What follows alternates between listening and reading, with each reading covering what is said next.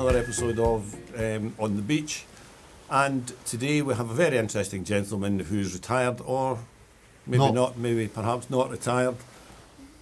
We'll find out. Please welcome Michael. How are you today, my friend? I'm good, Bill. You? Nice to see you today. Good. Now, Michael, retired? Yeah. What happened there? 24 years in telecoms and some pretty good positions and roles, and had a great time, and just decided enough was enough. Seemed like a great idea to hang up my boots, or my telephones rather, and cut the grass and sit back, cut the grass, count the blades of grass, decorate the same bit of skirting 17 times over in a month. So it gets to a point where it wasn't for me. And as the story goes, I woke up one Sunday morning about 6:10, nudged the wife and said, I've had an idea. And bearing in mind, she knew that I'd wanted to get out of telecoms for quite some time. And I said to her, I've had an idea. And she said, what's that? And I said, I'm going to start our own business. And she said, oh, that sounds good. What are you going to do? I said, I'm going to start a telecoms company. And she just sort of rolled her eyes, an expletive parted her lips, and she rolled over and went back to sleep.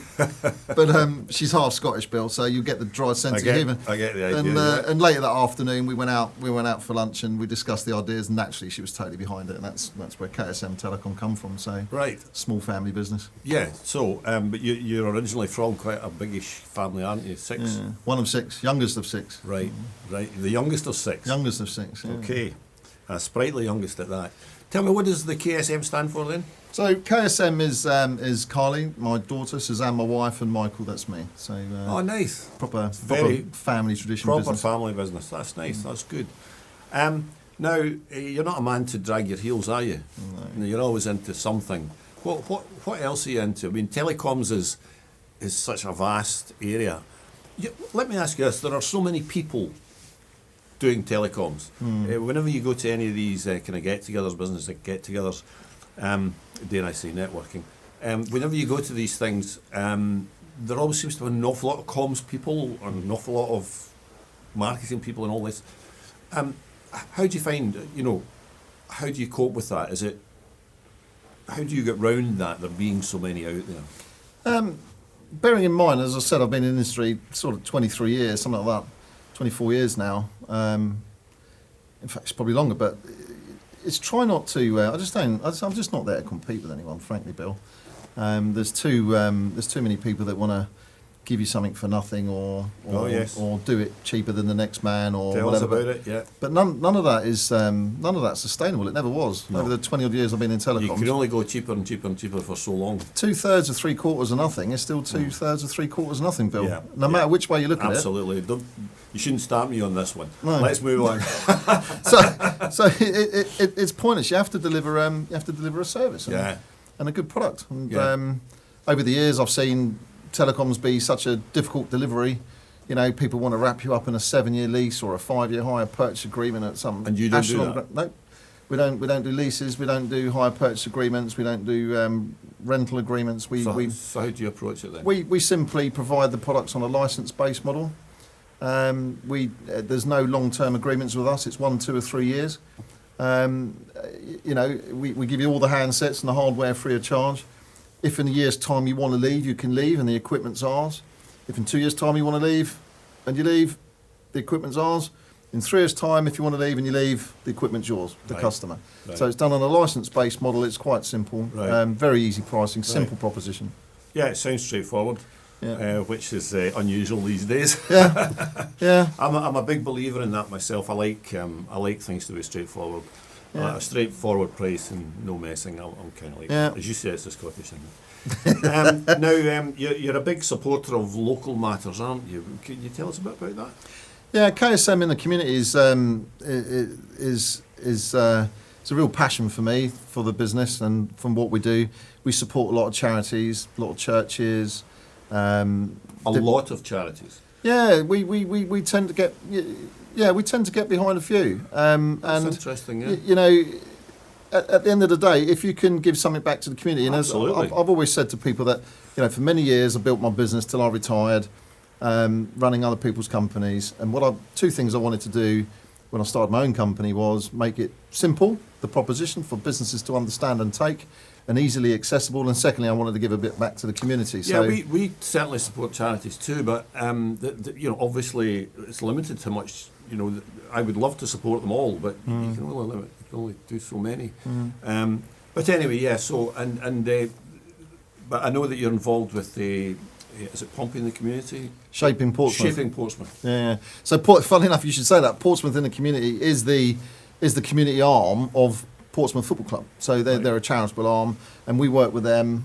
We've provided them with some services recently. Their internet services, which has revolutionised the speed and access that they can get at a price that they would never have been able to achieve that in the commercial marketplace with how we've helped them.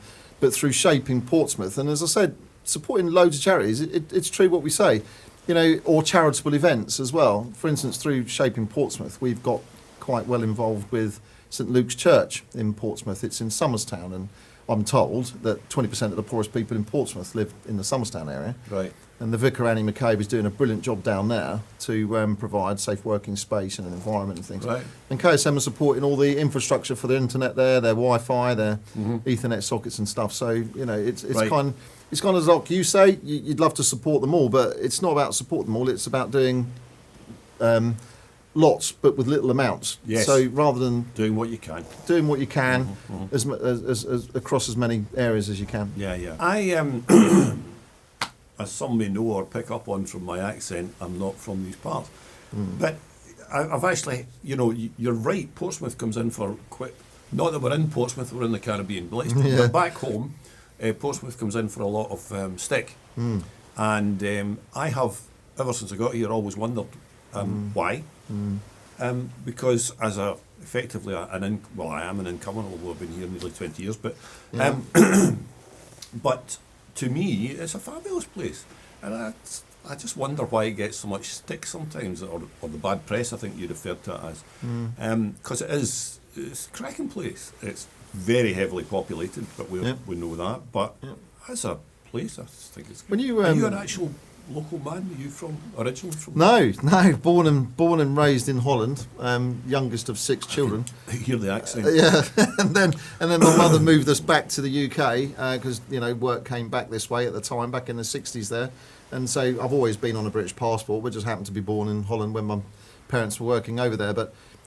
For me, we moved to Portsmouth area, actually Hayling Island, 20 years ago, and for me, I was kind of like a fish out of water at the time. Being more of a South London, West London boy, it was difficult for me to sort of understand, the total change in sort of, I don't know, nightlife and things and events and things going on. London, you're in spitting distance of just about everything.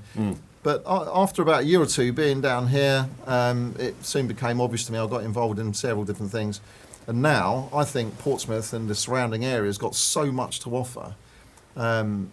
People, individuals, businesses, opportunities. That great waterfront city is an undiscovered gem. It truly is. And we've got to start sharing more about what that means. And Shaping Portsmouth and Steph and all the people involved in that, I think, are doing that. So you're really an import as well, then? I'm an import, yeah. My family has been involved, my wife's family have been involved with Hayling Island since the early 1900s. And in fact, they've still got land on Hayling Island. So. But the whole, what did you say, East London and so on. I always think there's a great similarity between the Portsmouth kind of humour and stuff and the East London humour. I've always been a big fan of the East London humour. Yeah. I think it's very like ours, actually. Yeah. So, Michael, unfortunately we've run out of time. I think we're going to have to do another one of these at another time. It's been a great pleasure, and I know we've only just touched on the surface. Yeah. And thank you all for watching. And we will hopefully see you back here again. Bye now. Yeah. Thanks, Bill.